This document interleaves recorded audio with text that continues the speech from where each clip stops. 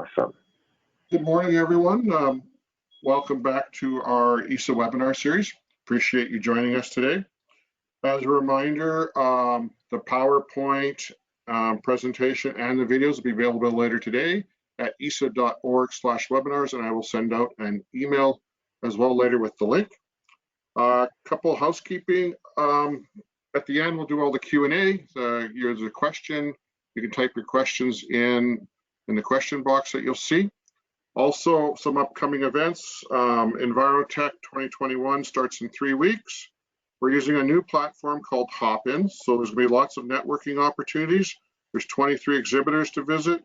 We have 2 keynotes, 1 panel discussion, and 28 technical talks. All starts at just $99, so please register. We'd appreciate your support. We're also trying out a trivia and networking event for an hour on June 2nd, so you can check that out as well at esa.org, and then check the events calendar under events. So today's webinar is dealing with low mood and motivation. We have Aaron Telnez again with Synthesis Psychology and Career Counseling in Calgary. He did the one a couple months ago on depression and mental health. So we'll get to Aaron in a second. Today's webinar is sponsored by our good friends over at Osprey Scientific. They were incorporated in 1994 to provide technology that will allow their clients to collect and measure contamination and background environmental conditions in order to make real-time decisions in the field or in the lab. They specialize in areas of water quality, toxicity, gas monitoring for personal safety and site evaluation, environmental assessment and remediation measurements, and waste characterization and food studies, food safety. To learn more about Osprey, visit ospreyscientific.com. Thank you, Karen and Sandra, for your continued support. And with that, I'm going to turn it over to Aaron, who's going to speak to us for 40 to 45 minutes, and then I'll be back for the Q&A. Over to you, Aaron. Thanks so much, Joe. Hi, everyone. I'm really excited to be here today and talk with you about this. It's a topic kind of close to my heart, and I really, whenever I can, I really like to share the information and the knowledge that I have around this, because again, as many of you know, we are in the midst of an ongoing pandemic. And as Joe and I were talking earlier, it's like, will March 2020 ever end? So we're getting to that point where we're kind of getting stretched and worn out by all this. And so I completely understand that. And so I'm happy to be here and discuss this with all of you today. So to introduce myself, again, my name's Aaron Telnez. I'm a registered psychologist based out of Alberta, based out of Calgary. I'm also an organizational psychology consultant. So not only am I working with clients one-on-one, I'm also working with organizations and supporting them in terms of navigating just the work from home transition, as well as just navigating the stressors that come from the pandemic. So with that in mind, as we're going through, if questions come up, please put them into the Q&A. Also put them into the chat, and whatever we can get to at the end, I absolutely will. And yeah, please don't be shy to ask questions. I'm here to answer them. So with that in mind, I'm going to turn off my web camera just to make sure that we don't lose audio or anything like that, and we will get underway. All right.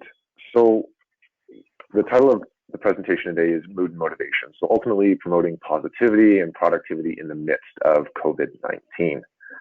So as we jump into this, I want to start with a polling question. So if you can put it into chat, and the question is, who is here? So are you professional, seeking information and strategies to support your team? Are you looking for strategies for yourself, or a combination of both? So take a minute to kind of respond and give us a sense of who all is here with us today. So ultimately, we want to tailor the information, or I want to tailor the information that I talk about today, the anecdotal examples I provide as we go through this to the audience. So please feel free to share, and I'll try and be mindful of that as we go through. Yeah, Aaron, looks like in the question box I'm getting lots and lots of C's and a few B's. Okay. Okay. Perfect. Lots response. Great. Thank you so much, Joe. All right. So jumping in, our agenda today, what we're going to be looking at is basically exploring mood, motivation, and productivity by initially looking at the data, so COVID-19 and mental health, understanding fundamentally how we define mood, motivation, and productivity, then really looking at productivity and remote work during COVID-19. Now, at the end of the day, we know that we were kind of all thrust into remote work without kind of much of a runway due to the pandemic, but really remote work is going to be here to stay in some capacity moving forward. So it's not just understanding productivity in remote work during COVID-19, but it's also just recognizing productivity and remote work or distributed work collectively moving forward. And then we're going to look at some strategies around mood and happiness, as well as motivation and productivity. And then we'll wrap up today with a conclusion and a focus on Q&A. All right. So what we're going to look at first is, as alluded to in that previous slide, is the data. So COVID-19 and mental health. So ultimately, the effects of COVID-19 are pretty apparent at this point. Now, I did this presentation earlier in the pandemic, and it was kind of shocking to see these numbers now, or at that point, but now for most people, we really recognize that the pandemic has had a pretty significant impact on individuals' mental health across over the last 14 odd months. So really, we've been seeing this within our practice at Synthesis Psychology as well. So demand is higher, much more for mental health support. And so 50% of Canadians have said it's gotten worse. So if we're looking at 36 million odd Canadians, we're looking at about 18 million people struggling with their mental health as a result of COVID-19. And so 10% also indicated that their mental health has worsened a lot. So a lot of people are feeling, and based on some of the research, we're seeing 44% of the people are feeling worried, 41% are feeling anxious, 34% are feeling grateful, 30% are bored, optimistic are 19% are optimistic, and 16% are depressed. And so we'll look also at the specific delineation and the difference between being sad versus being depressed, because that really can help clarify where you might feel you're at, or where you and your team might be at as well. So a thing to note too is that in the midst of all of this, our bodies are actually wired to be okay with a bit of stress. Now, the key word there is a bit. Prolonged stress is really bad for us, but short bursts of stress can actually be useful. So it can help us be more alert. It can help us meet deadlines on interesting or important tasks.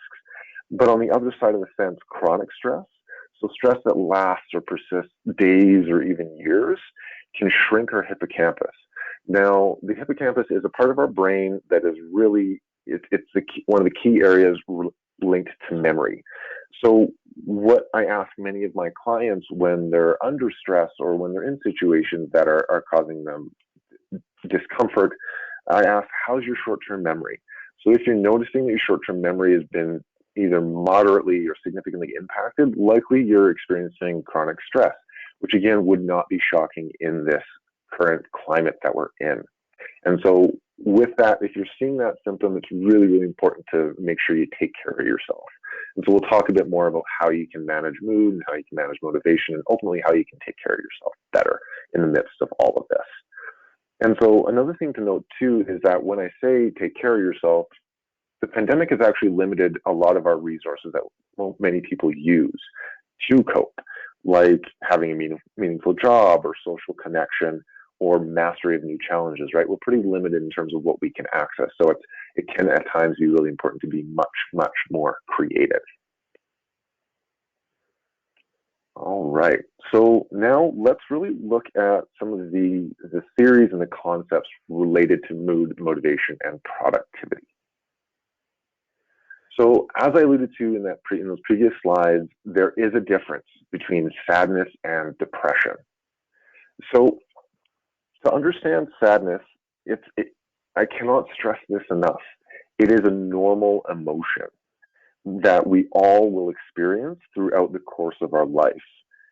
And it can oftentimes be triggered by a loss of a job, the end of a relationship, or the loss of a loved one. So it's usually tied to a specific situation or certain event. And so, however, depression, the other side of the fence, it oftentimes leads to a person losing their ability to experience joy or pleasure, even when they may have reasons to feel joy or happiness. So the key here is depression presents without clear triggers. If that's the only thing that you remember about the difference between sadness and depression, sadness has clear triggers, depression does not, right? And depression is particularly noticeable or different when you feel a sense of hopelessness with it. Sadness, we kind of, even if we're in the moment, we oftentimes know, or we have this kind of sixth sense that we will move through this. Sadness is momentary, whereas depression kind of feels more, as I was saying, hopeless or long-standing. We don't really know that we're going to get on the other side of it. And so the big thing around that is to really recognize and to help move through depression is to recognize that there can and there will be an end to a depressive episode as well. All right. So moving on to the next slide here, what I want to highlight is quarantine fatigue. So ultimately, quarantine fatigue is the strain, restlessness, and frustration of continued isolation due to COVID-19 and the extension of stay-at-home orders from governmental authorities. So if I talked to you last week or the week before, we wouldn't necessarily be even in the same spot that we are today with kind of increased lockdown and stay-at-home orders that we in Alberta now have again. Now, many parts of the country have already been or have continued to be in these stay-at-home order states for the majority of the pandemic thus far, but especially in Alberta, we've kind of dipped in and dipped out of these kind of stay-at-home orders, these more strong lockdown measures, right? And so ultimately, quarantine fatigue can be exacerbated by low rates of physical activity, changes in family dynamics, lack of social connection, financial hardship, and work-related stress. So at the end of the day, there's two broad responses that come from the ongoing quarantine. And so many experience depression and stay in, so they kind of self-isolate and just stay away. And on the other side, we have individuals who are experiencing frustration, going out, right, breaking the stay-at-home orders, the health mandates, right? Either people kind of cave to the pressures and stay in, or people experience frustration and really kind of push against those mandates. And so a thing I really want to stress and why this fatigue may be setting in or is continuing to kind of put a weight on us is because as humans, we are really good at running races. We're really good at running marathons, both physically and cognitively. And the reason we're so good at that is because we know that there's a goalpost. We know that there's a finish line. And so the issue with the pandemic right now, quarantine, stay-at-home orders, all of that, is that there's no clear, defined end in sight.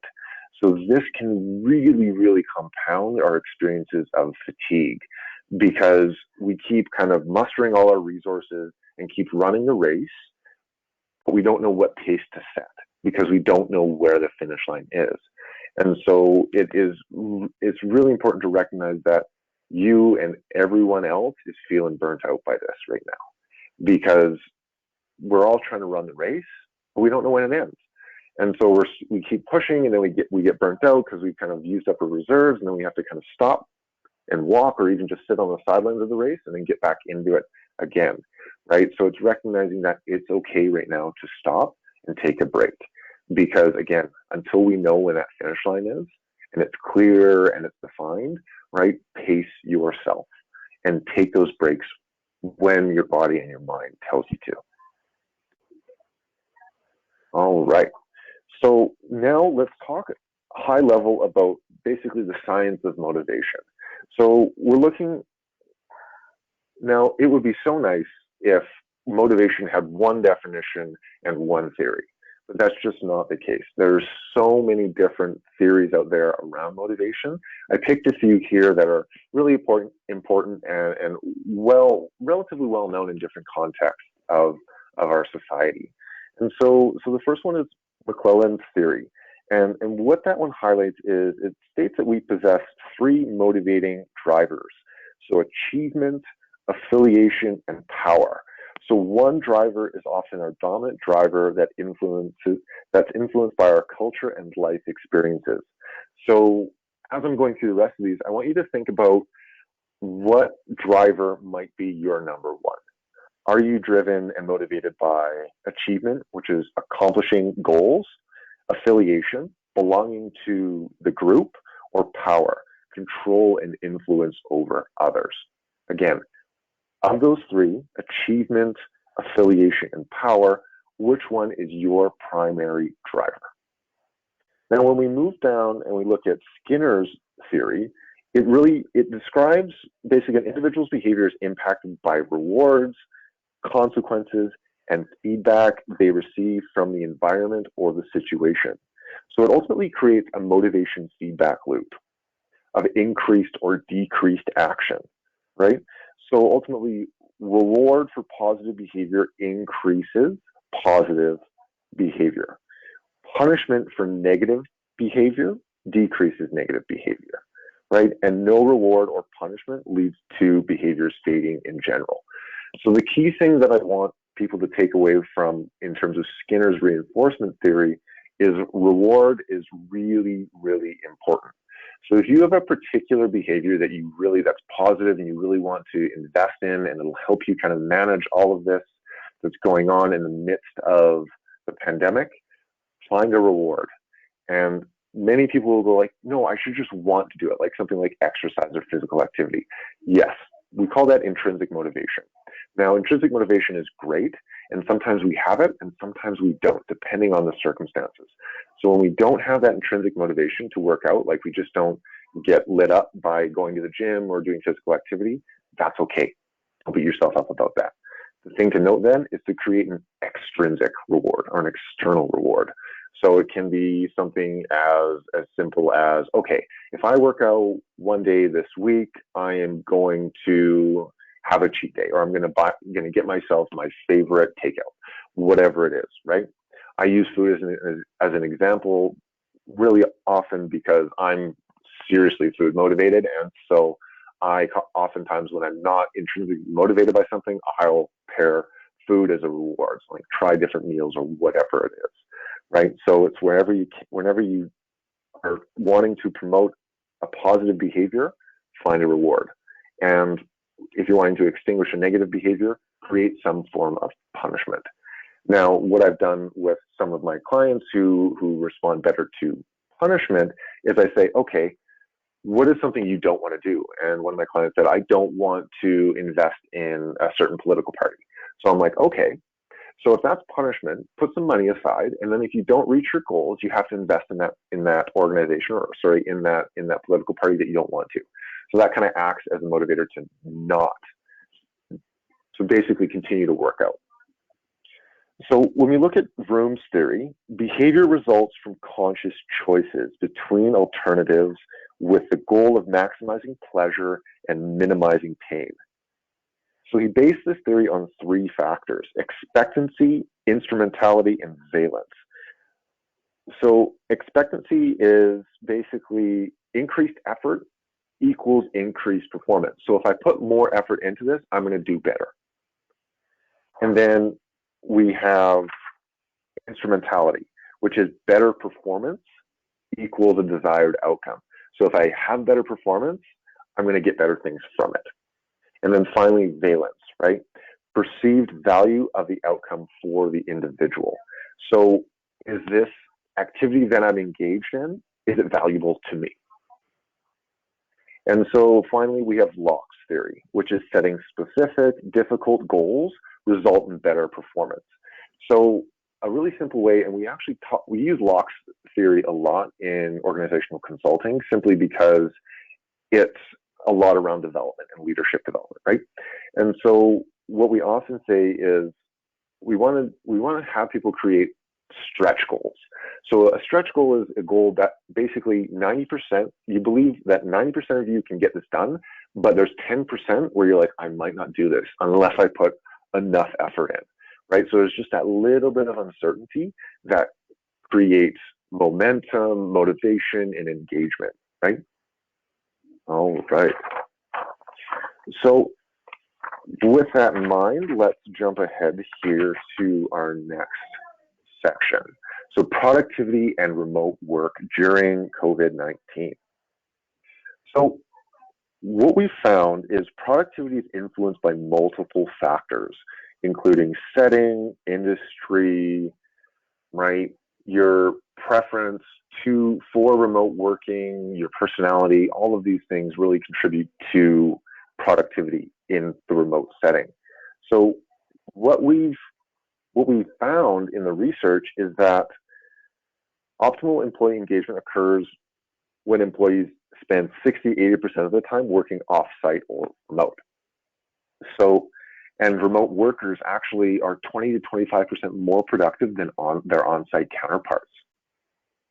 And that ultimately, well over 3/4 of businesses say that implementing flexible work has made their company more productive. Now, again, if we were talking about this 12 months ago, this would have been a more kind of new conversation. But again, we are well into this experience now, and the stats are only getting more and more clear, right? And so what we're actually seeing is likely after post-pandemic, we're going to see the rise of what we call hybrid work, where employees and leaders and everyone will likely might be going into work, not necessarily 5 days a week, but they might be going in 2 or 3 days a week, depending on their preference. Some might go in 5 days a week because that's what they prefer, and some might not go in at all because that's what they prefer. But most people will likely have a flexible work schedule or a hybrid work model. All right. So poll number 2, really like going forward, how much flexible or remote work do you want to integrate into your own work arrangements? So please respond in the chat feature or in Q&A. Like what do you think? Do you have no interest in doing remote work once it's an option? So you'd be 100% co-located or in office, or you're happy to remain completely remote and work Monday to Friday kind of thing, completely from home, or do you want a bit of a blend? Let me know your thoughts. Let's see. Wow. A little of everything from what I can gather. I think C and D are the leaders. There's a few more B's, but yeah. And combinations of seeing a little of everything. Yeah. Thank you, Joe. Yeah. And so that's actually really not surprising. I anticipated, most people would fall within that 50 to 75% range because again, like there's a lot of benefits to working remotely. And again, once we kind of move past the pandemic, those benefits will really shine through, right?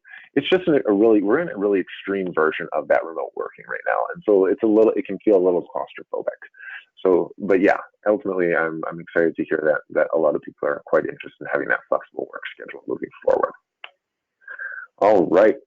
So now let's get into really some strategies to help boost mood and motivation and productivity.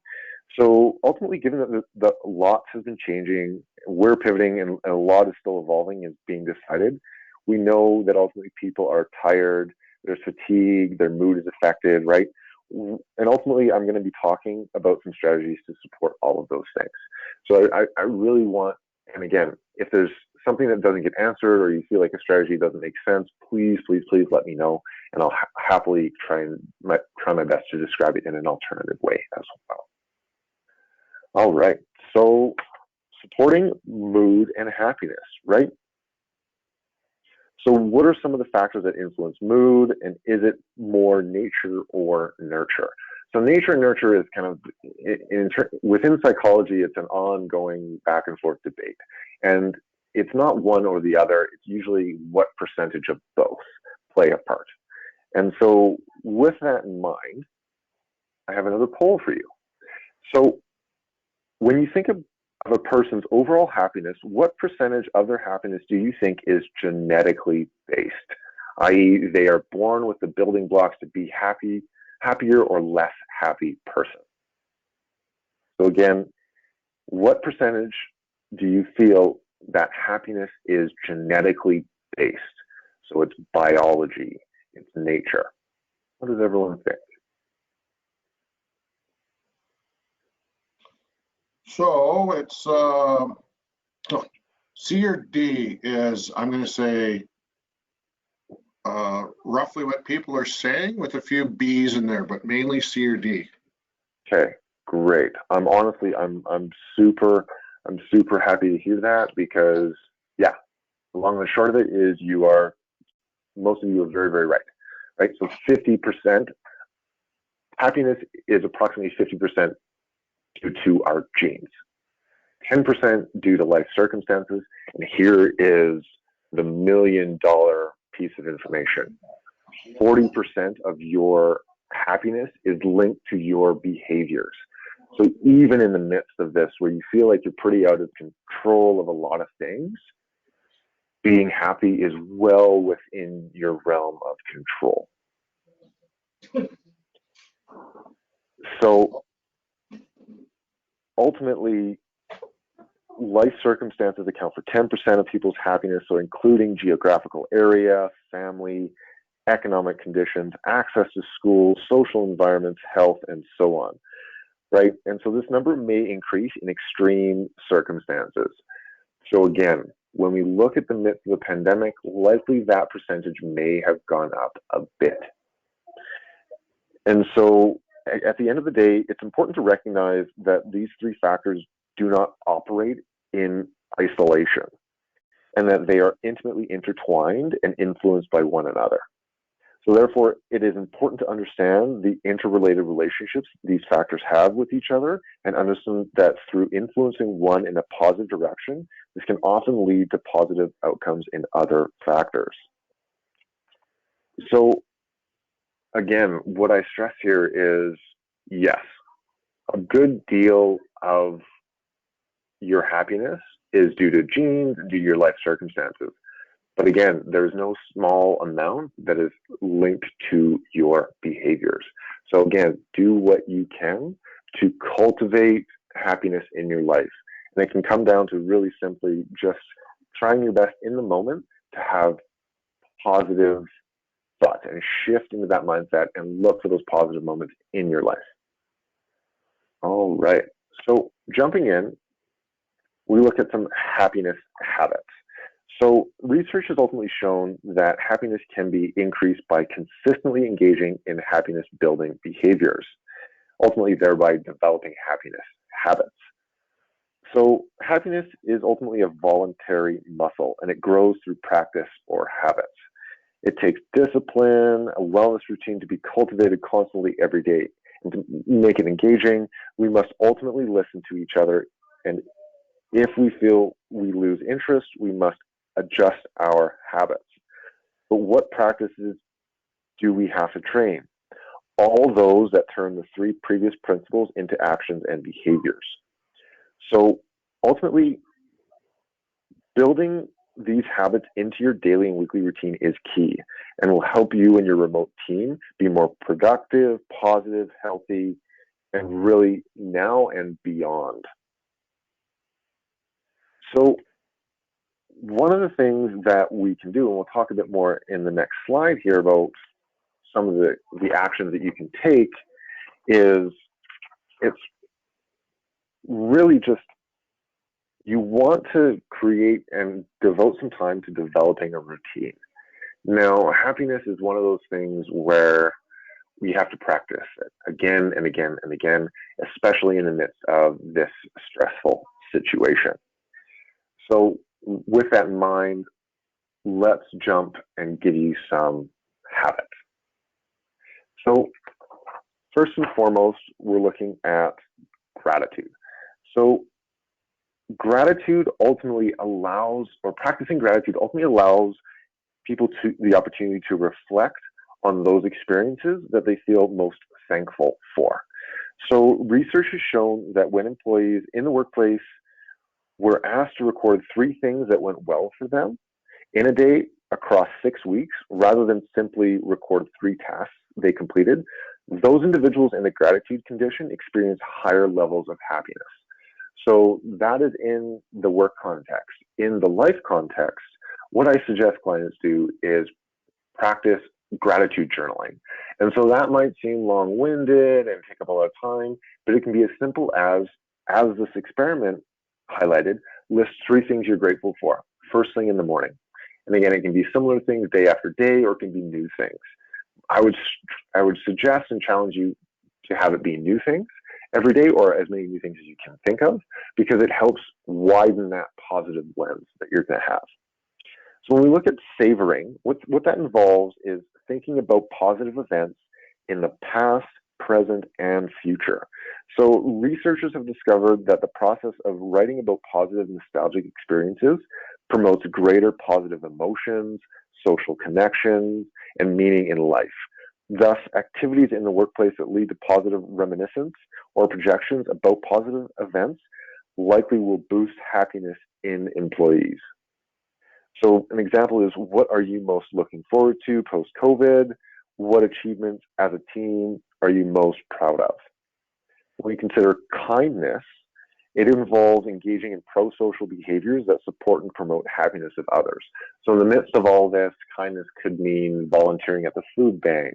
It could mean walking foster dogs or shelter dogs, right? Doing these things that really kind of are positive and kind to not only yourself, but to the broader community. And then finally, this is likely going to feel like a really obvious one, but optimism. And so it's really about the tendency to focus on, and this is the key here, is to focus on and observe the positive experiences in life. And again, this might be more challenging than normal in the midst of all this, but if you can, and again, start small. Pick one thing you're excited about, or one positive experience you've noticed, and then build from there, right? So research has highlighted that the most effective way to foster realistic optimism that supports the growth and happiness of others and yourself is by taking a systematic and strategic approach to planning for the future through goal setting and reflecting about potential obstacles and barriers, and ultimately to the desired future to support developing a successful plan. So be intentional about the future and the positivity that is to come. So questions to ask yourself, right? What are the positives in this situation?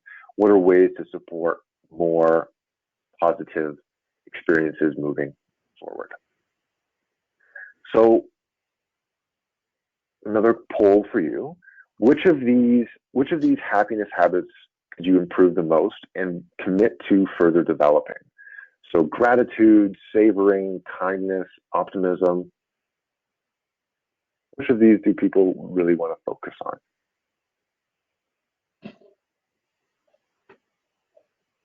So far we got A, B, lots of A's and B's, lots of A's and B's, a couple C's, a few D's, but A is far out ahead, I would say, and then B. Okay, thank you. You're welcome. Yeah, so that's great to hear. Gratitude is really one of the easiest things, and you would be amazed at how quickly your perspective will shift if you practice that gratitude journaling. Just listing 3 things you're grateful for first thing in the morning, how quickly your mood may shift.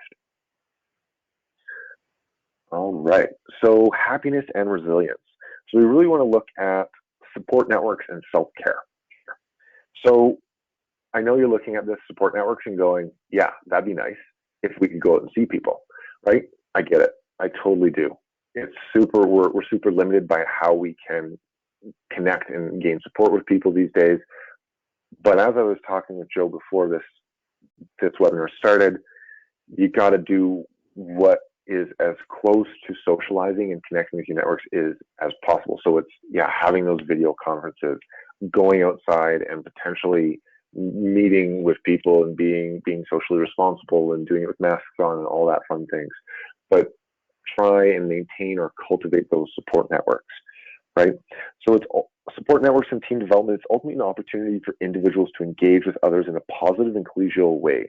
So research has shown that resiliency has increased in the workplace when employees have networks of supports and the opportunity to connect with their team in meaningful ways.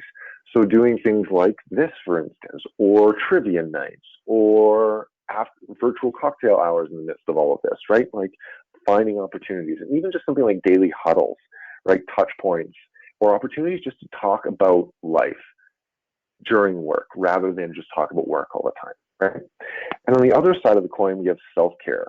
And so this is the act of engaging in personally therapeutic activities to support individual rest, relaxation, and recovery.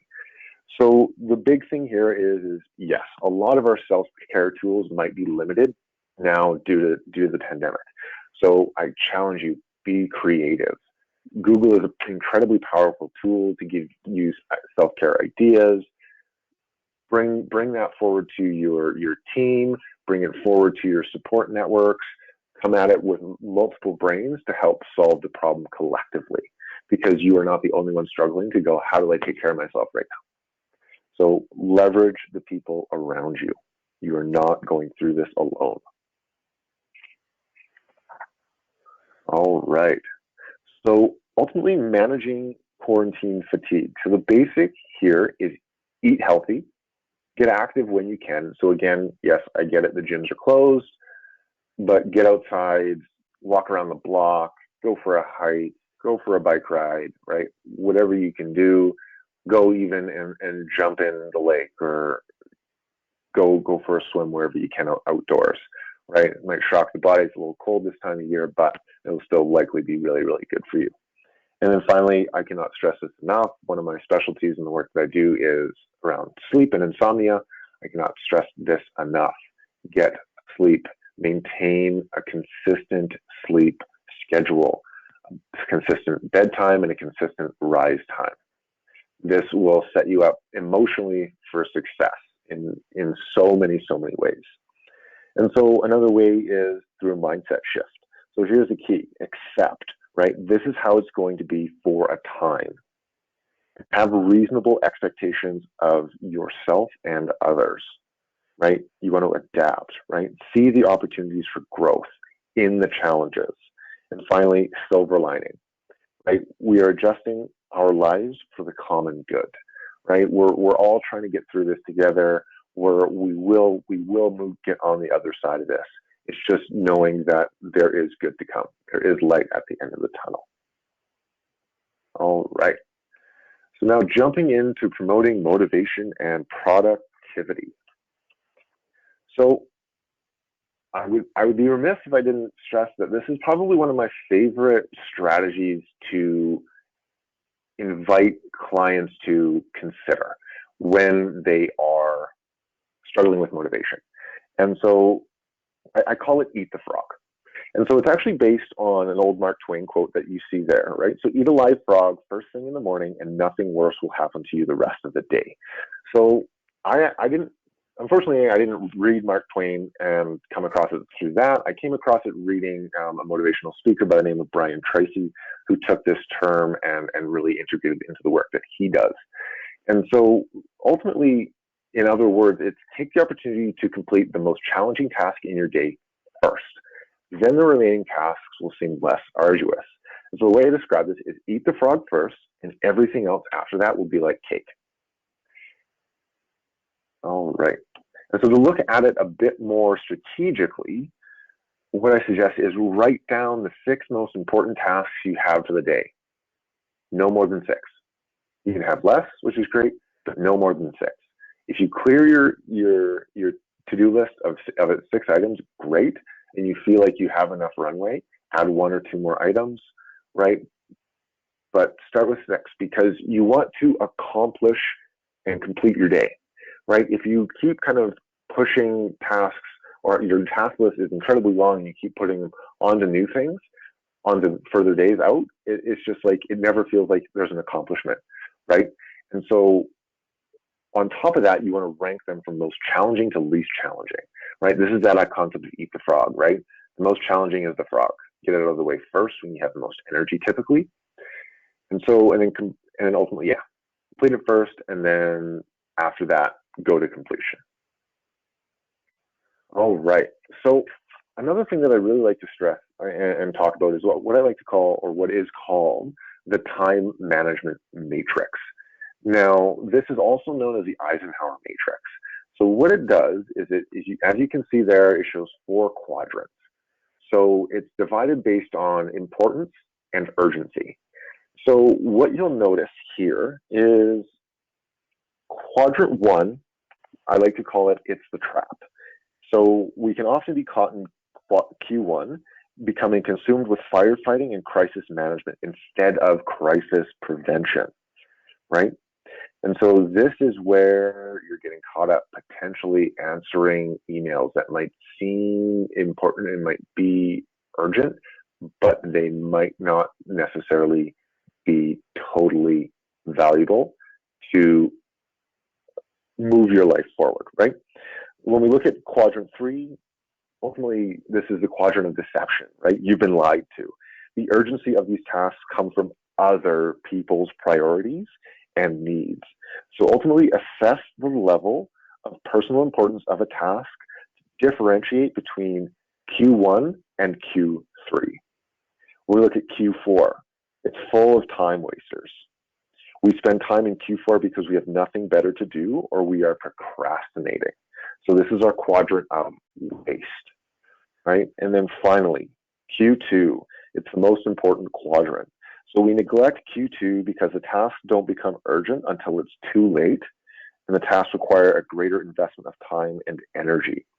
Yet this is the quadrant of quality and personal leadership, right? So wherever you can, try and cordon off as much time and put it into Q2 as you can. So again, if you simply look up online time management matrix or the Eisenhower matrix, you will see this come up all over the place. All right.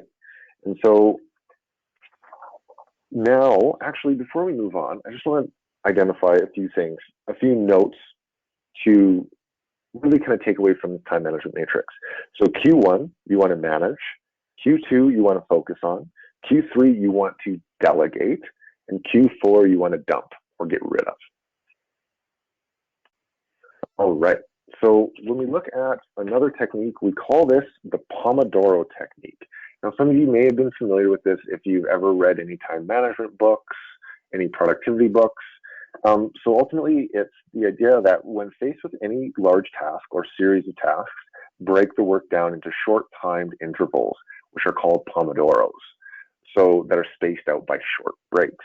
So this was created in the 90s by Francesco Cirillo, and it was in psychology, we call it chunking.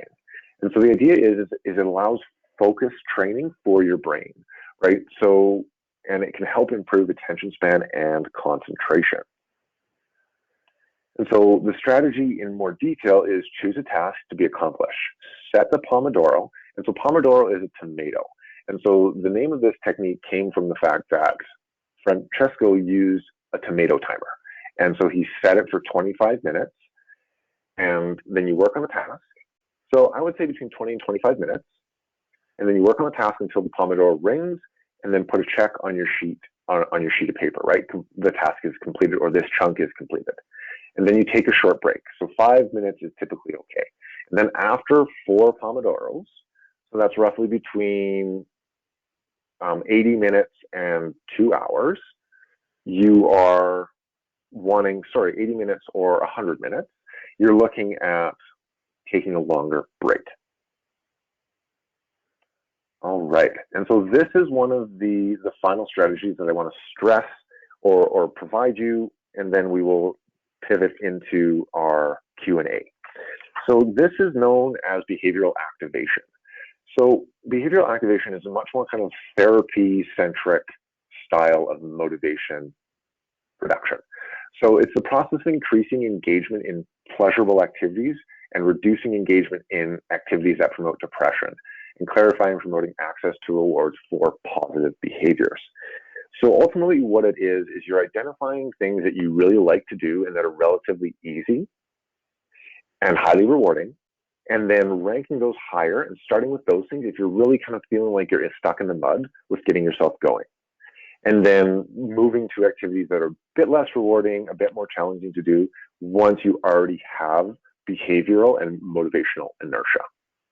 So when we look at the strategies here, it's ultimately create a list of pleasurable activities, score these activities based on their completion difficulty. How hard is this activity to complete? 0 to 10. 0 being really, really easy or not difficult at all, and 10 being extremely difficult and very hard to complete. And then you look at scoring these activities, these same activities based on their completion reward. How rewarding are these activities? So 0 being not rewarding at all, and 10 being really, really rewarding. And then you rank these activities from lowest difficulty and highest reward to highest difficulty and lowest reward. So as a result, you've created an activity list that will build positive activity inertia through the task completion and reward attainment. So again, this one's a little bit more complex, and I typically go through this systematically with clients throughout a therapy process. So yeah, if anyone is interested in a bit more explanation around this, please shoot me an email and I'll be happy to respond. All right. And so I want to quickly go through this. In terms of supporting productivity, you really want to focus on the following, right? Show empathy and trust, identify motivators, collaborate where possible, keep priorities and meetings on track. So if it doesn't need to be a meeting, don't have a meeting, right? Make sure the meetings that you're having are really, really important and necessary, or keep it to an email, right? Support health and creative thinking with, again, physically distanced walking meetings potentially, right? Integrate short breaks and transitions. So if anything we learn from the Pomodoro, our brain needs breaks, right? The most that they typically say a brain can focus is for about 90 minutes at any given time. But again, that you're stretching it, right? So give it breaks every 20 to 25 minutes wherever you can, right? And prepare for requests to continue remote work and access support. So again, as a psychologist, I see clients on a one-to-one basis. So again, if you're in the Calgary area and you're looking for support, please feel free to reach out. And so as we come to the close of our presentation today and as we transition into the Q&A, what is one action step you plan to take to support your mood and motivation in your work life and your life moving forward? And feel free to add any action steps to the chat. And with that, we will transition into the Q&A. And I'll turn my microphone back on, or sorry, my webcam back on, and we will, I'm here to answer any questions people might have. Thanks, Aaron. That was great. Thanks everyone for your attention and participating in the polls. Before we get, if you have questions, type them in the question box. You know how to use it now, so let's go with that. I have a couple here already, but I'll start with one I asked you before we started, Aaron. So a lot of us now are working from home, and the commute is it's very short. It's from the bedroom to the office, but sometimes it seems to take longer and longer as this pandemic goes on. And you know, like myself, I find myself starting later and later each day. How do we rectify that? Yeah, so Joe, when we initially talked about this, I highlight and what I suggest to lots of my clients when they present similar struggles is I say do a work from home commute. So what I mean by that is get ready for the day and then leave your house. Go outside, go for a walk, stand on the cold pavement with your bare feet for a few minutes. Just give your brain a chance to transition into work mode. So what commutes really actually helped us with, which again, many of us didn't realize until we didn't have them anymore, was that we went from life brain to work brain over the period of that commute. And so, and to answer the second part of that question there, Joe, with like getting out of bed, getting moving, right? Like, yeah, it's going to get harder and harder because again, your brain has melded, our brains collectively have melded work and life and home together for a lot of us. So it's just like, our brain really doesn't know, like, okay, are we waking up to do life things or waking up to do work things? And so there's just a lack of clarity around that. So it can really kind of muddy the motivation.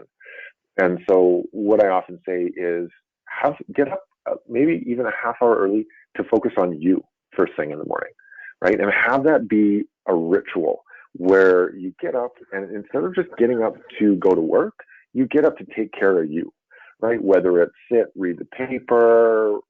Again, I don't suggest watching the news these days because it's just super negative and it's just not necessarily good for mental health, but take some time for you first thing in the morning, and it can be a bit easier then to get up because you're not like, oh, I got to get up to work. It's like, yeah, it can be really motivating, but it's not necessarily as motivating as doing things for yourself. Okay. Someone said they find the opposite. They're starting earlier and not shutting down till very late and finding it hard to leave work. Okay. Yes, they are not alone. Lots of people are on both sides of that spectrum, right? And so what I suggest is if you have an office, if you don't, it's a different conversation, but if you have an office where you work in, it's important, like set a timer or have an activity at the end of your day when you should be closing down for the day. Have an activity that really demands your attention and you can't put it off. A life-based activity, like you got to cook for somebody or you got to go and you got to support whatever it is. Try and have something to pull you away. And similarly, when you're working in your office, once you're done work, close the computer, close the office door, and do not return to that office, right? If you use that office if it's multi-use, like you use it to do life stuff, and you use a separate laptop or a laptop, take the laptop out, but do not go into that office unless you're working, right? Because it helps your brain go, okay, that space is for work, and everywhere else is for life. And so your brain then goes, it also helps with that transition. So when you go into the office, your brain goes, oh, it's work time. And then when you leave, it's like, okay, it's lifetime now. So yeah, it's just really honoring yourself and going, the work will be there tomorrow, right? And you will have time tomorrow to do it too. So give yourself a break. You deserve it. Okay, great advice. Can you repeat the actions again in the time management matrix? Q3 was delegate, Q4 was dump. What was Q1 and Q2? Okay, sure. Let me just pull my notes up here. So Q1 and Q2, yes, Q1 is manage, right? So think about it like firefighting, right? You want yes, you're going to be managing fires, but you don't want them to take up your whole life. You got other fires to fight, right? You got other things to do. So it's manage it. Q1 is manage. Q2, this is the golden nugget. It's focus on Q2, right? Q2 is all about important things that aren't necessarily urgent because we don't want them to get urgent because then we miss the opportunity to really develop and grow in them. So again, Q1, manage. Q2, focus. Q3, delegate. And Q4, dump. Okay. Someone said that they set a goal of a 10K, running a 10K, high difficulty to get started, but a huge reward. So there's an example. What are some strategies to dealing with co-workers' high level of frustration with each other? Yeah. So what I would do in a situation like that is team building. So like a trivia night or a cocktail hour, like something that's not work related where people can just be, right, and build relationships. Like that's the issue with remote work is that we're apart from people and therefore the relationships aren't able to be maintenance as effectively because when we're around people, we like to make sure that people like us and that people are happy with us. But when we're apart, when we're behind a screen, we aren't as motivated by that because we have that distance, right? And so yeah, wherever you can, do some of those team building activities. And again, once we get past this pandemic, I would say absolutely take them out and get them to meet in person, non-work related. like go to an escape room, go have a barbecue, whatever, right? So that these people can rebuild those in-person relationships and just really recognize that the people that they're getting frustrated with are people, and they're not just an image on a screen. You mentioned the happiness gene. What happens if someone thinks their happy gene is broken and they used to be identified themselves as happy, outgoing, and they're kind of, negative, quiet. They notice it and others notice it. What would you recommend? What would you say? Mm-hmm. So it sounds like the happiness gene it sounds like it's got turned off, and so in those instances, I promise you it hasn't. It's just been buried because life circumstances. It's hard right now, and it's hard to just be happy. And so what I would say is, if you had that state, if you were in that state previously, it means that you can be there again. It's just going to take a little bit of effort, and best way for me to describe it is baby steps, right? Think back to okay, what was I focusing on when I was really happy? What was I doing when I was really happy? And then wherever you can, start to bring some of those things forward into your life now, and to start to cultivate and regrow that happiness gene, to turn that switch back on. Okay. With the abundance of books and information available, what is your favorite book or resource related to this topic? Ooh. So one of my favorite books related to this topic, and I get everyone to read it who will listen, is Mindset. That's called The New Psychology of Success. It's by Dr. Carol Dweck, D-W-E-C-K. And so what it talks about is the difference between a growth and a fixed mindset. Now, it might seem a little bit abstract around some of the happiness stuff that we've been talking about, low mood and all of that, but the growth mindset, I would argue it's foundational to happiness, to a positive mindset. And so yeah, if you can invest some time in reading that book, I would absolutely suggest you do that. Okay, and then, or a podcast. Is there a podcast that you would recommend or that you listen to? Let me do some research on that, and I'll send you a note, Joe, after our session, and you can maybe spread it to the group there. Okay, with some book resources. Okay, can you repeat the author's name and the name of the book? It's Mindset, and the subtitle is The New Psychology of Success, and the author's name is Carol, C-A-R-O-L, Dweck, D-W-E-C-K. Okay. Someone says they've been trying to take breaks but feel like they have to schedule something to do in the break, like housekeeping. Is this okay? If you find housekeeping enjoyable, great. Do that for your break. If you feel like it's work, just another version, no. Take a break, right? Sit and stare at a wall, like read a book, whatever it is. And sometimes that's all it is. Like I will self-profess. Sometimes I just check out and I just stare at a wall.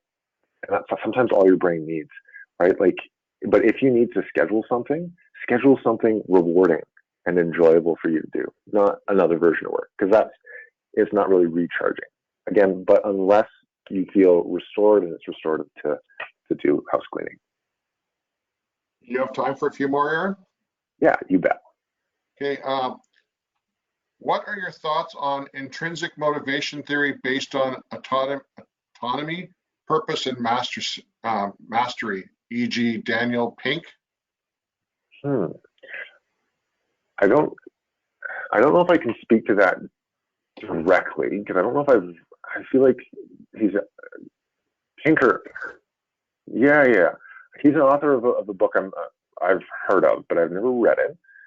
So if broadly we're talking about intrinsic motivation, my perspective on that is you can build it if, like, through those methods that I think David Pinker speaks to.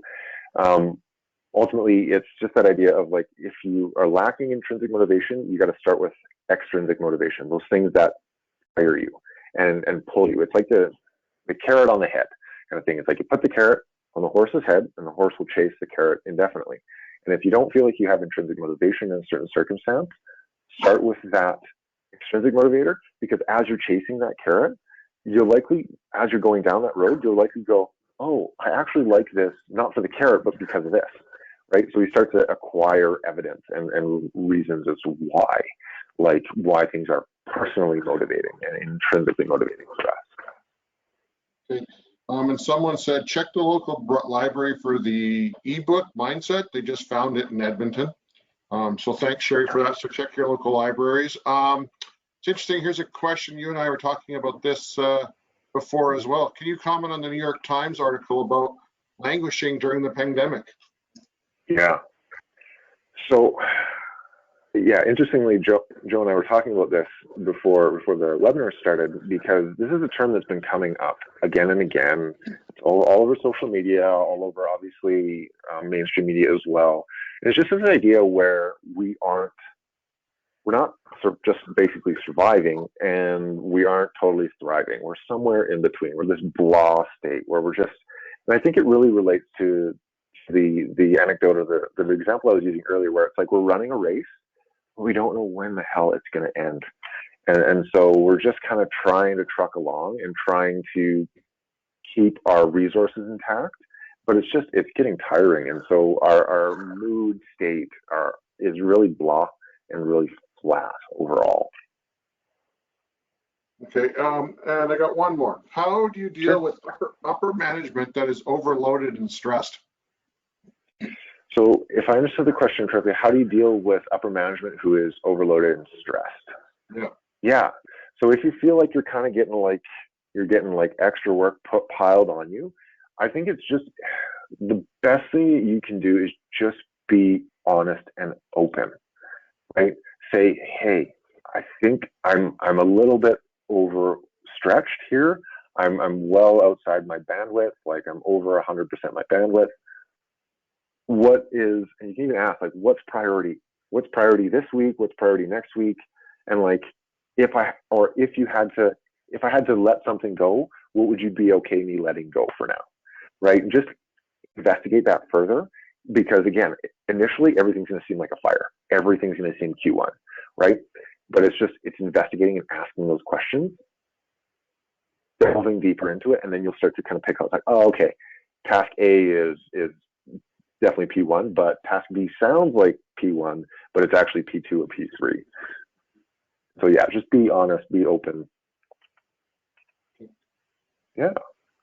Great, Aaron. Thank you for this. This was great. There's lots of comments and thank yous in here to you for information you shared. It's extremely valuable, I think, for all of us, as we talked about when we did the mental health. And I encourage anyone that's having other issues and feels they need to talk to someone, reach out, talk to someone. Don't be ashamed. Don't be afraid to get help. There's no harm in it. It'll do you all good. Find something you love to do as well, and use that as your breaks as well, even if it's going outside and sitting in the grass or whatever. You can do that. Well, thanks again, Aaron. Thank you to our friends over at Osprey Scientific for sponsoring today. Thank you, Karen and Sandra, for your continued support. Check out Osprey at ospreyscientific.com. Later today, I'll get the video posted. Aaron will send me a copy of the PDF. I'll get that posted. That'll be available on our website at isa.org/webinars. And I think this one's important, so I'll send out a reminder of where it's posted once it's posted to everyone that attended. So once again, everyone, thank you for your attention today and for joining us. As Aaron said, there is light at the end of the tunnel. It's not a train, I promise. It's coming. The end of the tunnel is almost here. We're getting there. So let's continue to stay safe and enjoy the rest of your week. Thank you.